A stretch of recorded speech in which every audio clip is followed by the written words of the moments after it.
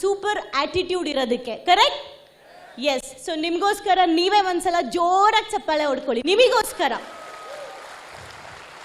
Because and of course ಒಂದು ವಿಚಾರ, ಬೇರೆಯವರಿಗೋಸ್ಕರ ಚಪ್ಪಾಳೆ ಹೊಡೆಯೋದು ಎಗೇನ್ ಖುಷಿಯಿಂದ, ಬಟ್ ಇನ್ನೊಬ್ಬರಿಗೆ ನಾವು ಮನಸ್ಸಿಂದ ಚಪ್ಪಾಳೆ ಹೊಡಿಬೇಕು ಅಂದರೆ ಫಸ್ಟು ನಮಗೆ ನಾವು ಚಪ್ಪಾಳೆ ಹೊಡ್ಕೋಬೇಕು. ಆಗಲೇ ಆ ಸೆಲ್ಫ್ ಲವ್ ಎಲ್ಲಿ ನನ್ನೊಳಗಡೆ ನನ್ನ ಮೇಲೆ ಆ ಪ್ರೀತಿ ಇರುತ್ತೆ, ಅಲ್ಲಿ ಮಾತ್ರ ನಾವು ಪ್ರಪಂಚಕ್ಕೆ ಪ್ರೀತಿನ ಹಂಚೋಕೆ ಸಾಧ್ಯ. ಕರೆಕ್ಟ್? ಎಸ್. ಸೊ ಅದನ್ನು ಪ್ರತಿದಿನ ನಮಗೆ ಮೋದಿ ಕೇರಲ್ಲಿ ಬಂದಾಗಿಂದನೂ ಈ ಒಂದು ಎಜುಕೇಷನ್ನ ನಮ್ಮ ಮೋದಿ ಕೇರ್ ಲೀಡರ್ಸ್, ಕರ್ನಾಟಕದ ಲೀಡರ್ಸ್ ಕೊಡ್ತಾನೆ ಇದ್ದಾರೆ. ಫೀಲ್ ಮಾಡ್ತಿದ್ದೀರಾ? ಆ ಫೀಲಿಂಗ್ಸ್ ಆಗ್ತಾ ಇದೆಯಾ? ಓಕೆ. ಏನಕ್ಕೆ ಬಂದಿದ್ದೀವಿ ಅಂತ ಗೊತ್ತಿದೆಯಾ? ಯಾಕೆ ಕರೆದ್ರೂ ಬಂದ್ವಿ? ಹಾಂ, ಸೂಪರ್ ಸೆಲೆಬ್ರೇಷನಿಗೆ ಬಂದಿದ್ದೀರಾ. ಓಕೆ, ನಿಮ್ಮನ್ನ ನೀವು ಚೇಂಜ್ ಮಾಡ್ಕೊಳ್ಳಕ್ ಬಂದಿದ್ದೀರಾ. ಓಕೆ, ನೆಕ್ಸ್ಟ್ ಇನ್ನೇನಕ್ಕೆ ಬಂದಿದ್ದೀನಿ? ಮೋಟಿವೇಶನಿಗೆ ಬಂದಿದ್ದೀನಿ. ಆಸ್ಟ್ರೇಲಿಯಾಕ್ಕೆ ಸೀಕ್ರೆಟ್ ಇದೆಯಾ? ಓಕೆ, ಅದೊಂದು ಹೊಸ ಬುಕ್ ಇದೆ ಅನ್ಸುತ್ತೆ, ಓದಬೇಕು. ಯಾರು ಯಾರ ಥರನೂ ಆಗೋದು ಬೇಡ, ನೀವು ನಿಮ್ಮ ಥರ ಆಗಬೇಕು. ಓಕೆ. ಸೊ ನಿಜಕ್ಕೂ ಇವತ್ತು ನಾವು ಡೆಫಿನೆಟ್ಲಿ ಮೋದಿ ಕೇರಿಗೆ ಬಂದಾಗಿಂದ ತುಂಬ ದಿನಗಳ ನಂತರ ಇವತ್ತೆಲ್ಲರೂ ಕೂಡ ಡೈರೆಕ್ಟಾಗಿ ಲೈವ್ ಮೀಟಿಂಗ್ ಅಂದರೆ ಇವತ್ತು ಭಯ ಆಗಿದೆ, ಆನ್ಲೈನ್ ಆಗಿಬಿಟ್ಟಿದೆ. ಕರೆಕ್ಟಾ? ಲೈವ್ ಅಂದರೆ ಆಸ್ಟ್ರೇಲಿಯಾ ಅಚೀವರ್ಸ್ನೆಲ್ಲ ನೀವು ನೇರವಾಗಿ ನೋಡ್ಬೋದು ಅಂದರೆ ಲಿಂಕ್ ಕಳಿಸಿ ಸರ್ ಅಂತಾರೆ. ಎಷ್ಟು ಜನ ಕೇಳಿದ್ರಿ ಯಾವ ಲಿಂಕಲ್ಲಿ ಅಂತ? ಅಲ್ವಾ, ಝೂಮ್ ಲಿಂಕ್ ಕಳಿಸಿ ಸರ್, ಎಷ್ಟು ಗಂಟೆಗೆ ಸರ್ ಅಂತ. ಬಿಕಾಸ್ ಇವತ್ತು ನಾವು ಬರೋದು, ಮೀಟ್ ಮಾಡೋದು, ನೇರವಾಗಿ ಸಿಗೋದು ಇದೆಲ್ಲ ತುಂಬ ದಿನಗಳ ನಂತರ, ಅಂದರೆ ಟೀಮಲ್ಲಿ ಮಾಡ್ತಿರ್ತೀವಿ. ಬಟ್ ಕರ್ನಾಟಕ ಲೀಡರ್ಶಿಪ್ಪಿಂದ ತುಂಬ ದಿನಗಳ ನಂತರ ನಾವಿವತ್ತು ಎಲ್ಲ ಒಟ್ಟಿಗೆ ಸೇರಿದ್ದೀವಿ. ರೈಟ್? ಎಸ್. ಖುಷಿ ಇದೆಯಾ? ಎಕ್ಸೈಟ್ಮೆಂಟ್ ಇದೆಯಾ? ಓಕೆ. ಆ ಎಕ್ಸೈಟ್ಮೆಂಟ್ ಎಷ್ಟೊತ್ತಿರುತ್ತೆ? ಲೈಫ್ ಟೈಮ್ ಇರಬೇಕು, ಪ್ರೋಗ್ರಾಮ್ ಮುಗಿಯೋ ತನಕ ಅಲ್ಲ. ಪ್ರೋಗ್ರಾಮ್ ಮುಗಿಯೋ ತನಕ ಇರೋದೇ ಪ್ರಾಬ್ಲಮ್ ಆಗಿರೋದು. ಎಕ್ಸೈಟ್ಮೆಂಟ್ ಲೈಫ್ ಟೈಮ್ ಇದ್ರೆ ಮಾತ್ರನೇ ಆ ಎಕ್ಸೈಟ್ಮೆಂಟ್ನ ನಾನು ಎವ್ರಿ ಸೆಕೆಂಡ್ ಫೀಲ್ ಮಾಡ್ಬೋದು. ಆ್ಯಂಡ್ ಇವತ್ತು ಆ ಎಕ್ಸೈಟ್ಮೆಂಟ್ಸ್ನ ಜಾಸ್ತಿ ಮಾಡೋಕ್ಕೆ ನಮ್ಮ ನಂಬಿಕೆ, ಭರವಸೆ, ಡ್ರೀಮ್ಸ್ ಎಲ್ಲವನ್ನೂ ಕೂಡ ತುಂಬಾ ಹತ್ತಿರದಲ್ಲಿ ತೋರಿಸೋದಕ್ಕೆ ಇವತ್ತು ನಮ್ಮ ಈ ಒಂದು ಪ್ರೋಗ್ರಾಮ್ ಅರೇಂಜ್ ಆಗಿದೆ. ಸೊ ನಮ್ಮ ಎಲ್ಲ ಕರ್ನಾಟಕದ ಲೀಡರ್ಸ್ಗಳಿಗೆ ಒಂದು ದೊಡ್ಡ ಗ್ರ್ಯಾಟಿಟ್ಯೂಡ್. ನಿಮ್ಮೆಲ್ಲರ ಚಪ್ಪಾಳೆ ಡೆಫಿನೆಟ್ಲಿ ಲೀಡರ್ಸ್ಗೆ ಬೇಕೇ ಬೇಕು. ಬಿಕಾಸ್ ಅಫ್ಕೋರ್ಸ್ ಹೊರಗಡೆ ನಾವು ಅವ್ರು ಅಲ್ಲಿಂದ ಬಂದ ಮೇಲೆ ನಮ್ಮ ಜೊತೆ ಮಾತಾಡಬೇಕು, ನಮಗೆ ಹೇಳಬೇಕು ಅಲ್ಲಿ ಏನಾಯಿತು ಅಂತ. ಅದನ್ನು ಜಸ್ಟ್ ಫೋಟೋಸ್ ನೋಡಿದ್ರೆ ಸಾಕಾಗುತ್ತೆ. ಬಟ್ ನಮ್ಮ ಅನುಭವಗಳನ್ನು ಹಂಚ್ಕೊಳ್ಳೋದು ಯಾಕೆ ಅಂದರೆ ಮುಂದೆ ಒಂದಿನ ಈ ಅನುಭವ ನಿಮ್ಮದೂ ಆಗತ್ತೆ ಅಂತ. ಕರೆಕ್ಟ್?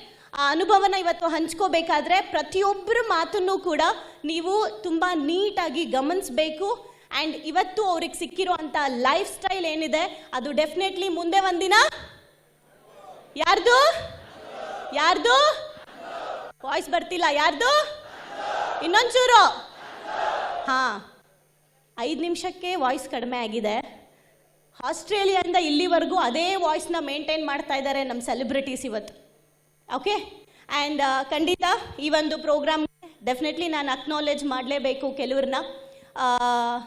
ನೋಡೋಣ ಇಲ್ಲಿ ಯಾರ್ಯಾರು ಆ ಅಕ್ನಾಲೇಜ್ಮೆಂಟ್ ತೊಗೊಳ್ತಾರೆ ಅಂತ. ಯಾರೆಲ್ಲ ಲೈಕ್ ಅರೌಂಡ್ 300 ಕಿಲೋಮೀಟರ್ಸ್ ದೂರದಿಂದ ಬಂದಿದ್ದೀರಾ? ಎದ್ದು ನಿಂತ್ಕೋಬೋದಾ? 300 ಕಿಲೋಮೀಟರ್ಸ್ ದೂರದಿಂದ. ವಾವ್ ವಾವ್ ವಾವ್, ಮೇಲ್ಗಡೆನೂ ಫುಲ್ಲು. ಓಕೆ, ಅವರಿಗೋಸ್ಕರ ಎಲ್ಲರೂ ಜೋರಾಗಿ ಚಪ್ಪಾಳೆ ಹೊಡಿಬೋದಾ? ಸೊ ನಿಮ್ಮೆಲ್ಲರ ಜೋರಾದ ಚಪ್ಪಾಳೆಯೊಂದಿಗೆ ಈಗ ದ ರಿಯಲ್ ಈವೆಂಟ್.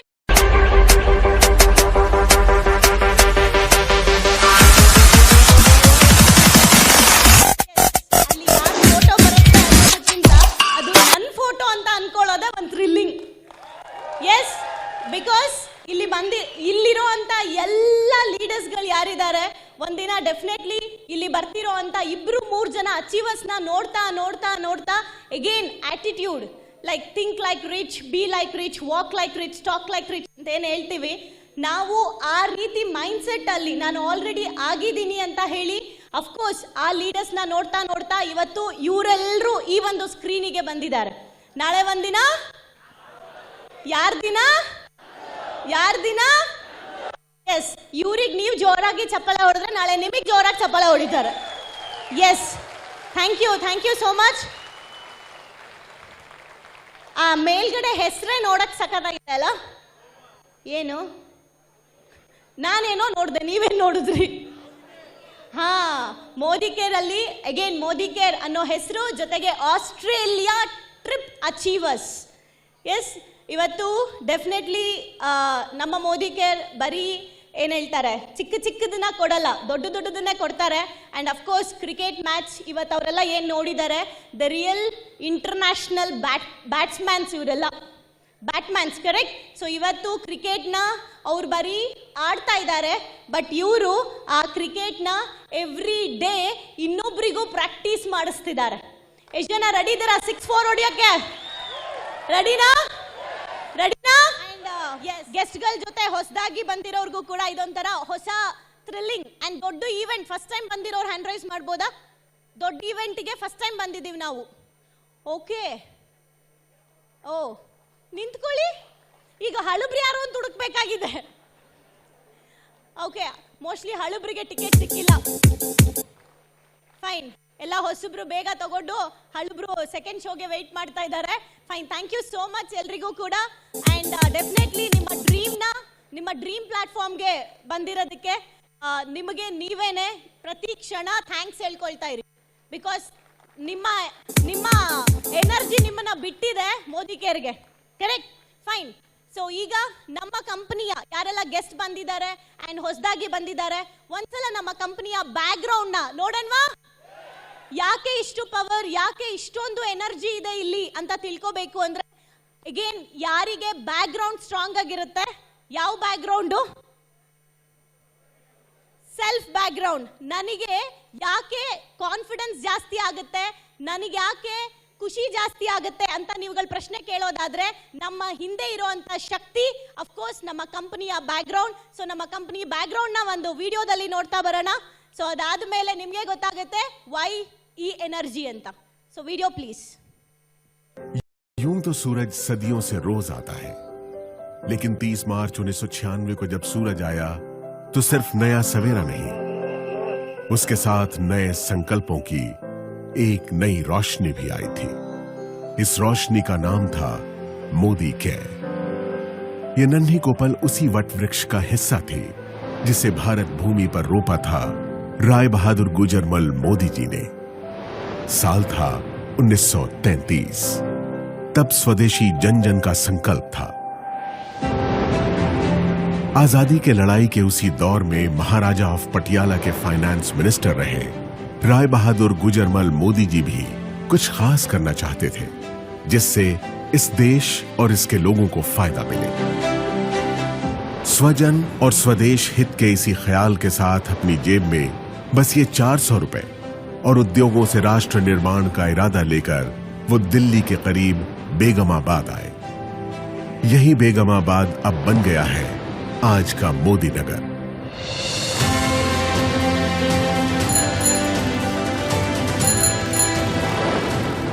इसी शहर में उन्होंने 1933 से 1972 के बीच 27 उद्योग लगाकर इसे एक इंडस्ट्रियल टाउन की पहचान दी. आजाद भारत में औद्योगिक विकास, समाज सेवा, शिक्षा में सुधारों जैसे राष्ट्र निर्माण के कार्यों में उनकी महत्वपूर्ण भूमिका के लिए उन्हें 1968 में पद्म भूषण सम्मान से नवाजा गया.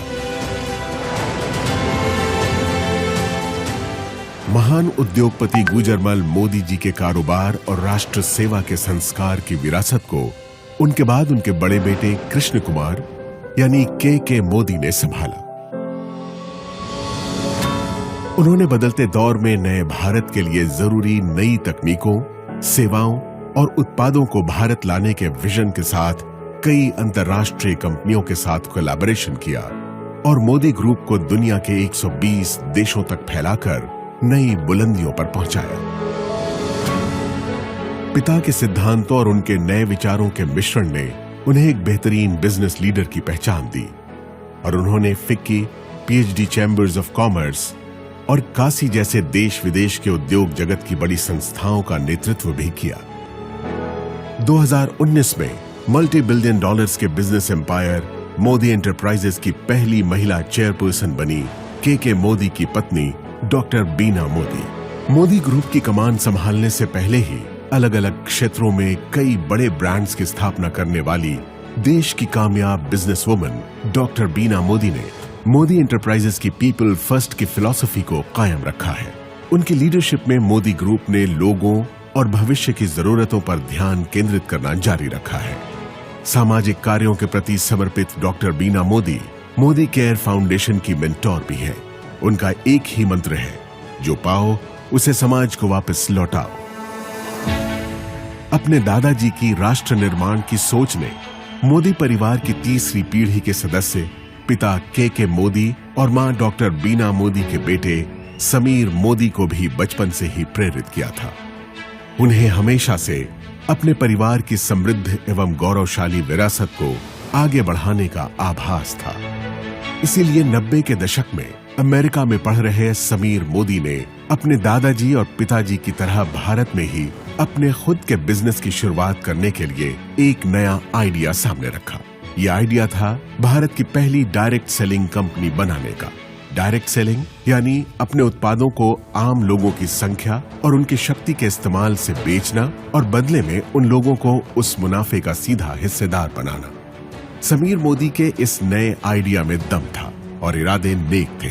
बस फिर क्या था, छोटे से निवेश, पूरी निष्ठा और ईमानदारी से मेहनत करने के मंत्र ने देश के आम लोगों की तकदीर बदलनी शुरू कर दी।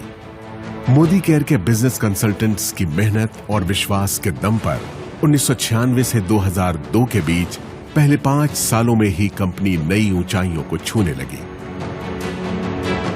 इस बीच जीतने की जिद और खुद को साबित करने का जुनून दिखाते हुए समीर मोदी ने कलर बार नाम का एक कॉस्मेटिक ब्रांड बनाया, जो आज देश का एक लीडिंग ब्रांड बन चुका है। इसके अलावा उन्होंने 7 दिन 24 घंटे खुलने वाले 24/7 कन्वीनियंस स्टोर्स की चेन देश में खोलनी शुरू की। लेकिन अपने बिजनेस से ज्यादा उनका मन देश के लोगों को आगे बढ़ाने और उन्हें आर्थिक आजादी देने में था। इसलिए उन्होंने 2015 में एक बार फिर मोदी केयर के जरिए देश के लोगों को आवाज दी और कहा, सोच बदलो, खुद को बदलो, दुनिया बदलो। समीर मोदी मोदी केयर में डायरेक्ट सेलिंग इंडस्ट्री में सर्वाधिक भुगतान करने वाले कॉम्पेंसेशन प्लान्स में से एक लेकर आए। साथ ही प्रोडक्ट्स रेंज में इनोवेशन, 100% सैटिस्फैक्शन गारंटी प्लान लाने जैसे कई बड़े बदलाव किए, जिससे मोदी केयर में लोगों का भरोसा पहले से कई गुना बढ़ गया। आज 14 कैटेगरीज में 350 से ज्यादा प्रोडक्ट्स, 12,000 से ज्यादा डिस्ट्रीब्यूशन पॉइंट्स और देश भर में 55 से ज्यादा मोदी केयर सेंटर्स के नेटवर्क के साथ मोदी केयर देश की सबसे बड़ी डायरेक्ट सेलिंग कंपनीज में से एक है, जिसके साथ 53 लाख से ज्यादा डायरेक्ट सेलर्स जुड़े हैं। हर महीने इस आंकड़े में 2 लाख नए डायरेक्ट सेलर्स जुड़ते जा रहे हैं। इस साल अपने 25 बरस पूरे करने वाली मोदी केयर के जरिए समीर मोदी देश के आम लोगों को सही मायनों में आजादी दे रहे हैं।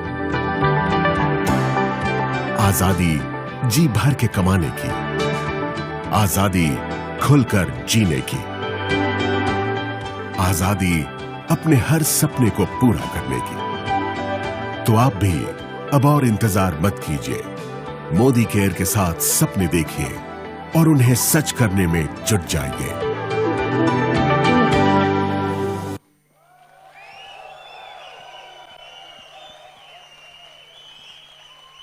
ಓಕೆ ಸಿ ಚಪ್ಪಾಳೆ ಹೊಡಿ ಅಂತ ಹೇಳೋಂಗೆ ಇಲ್ಲ, ಬ್ಯಾಕ್ ಗ್ರೌಂಡ್ಗೆ ತಂತಾನೆ ಚಪ್ಪಾಳೆ ಬರುತ್ತೆ. ಕರೆಕ್ಟ್.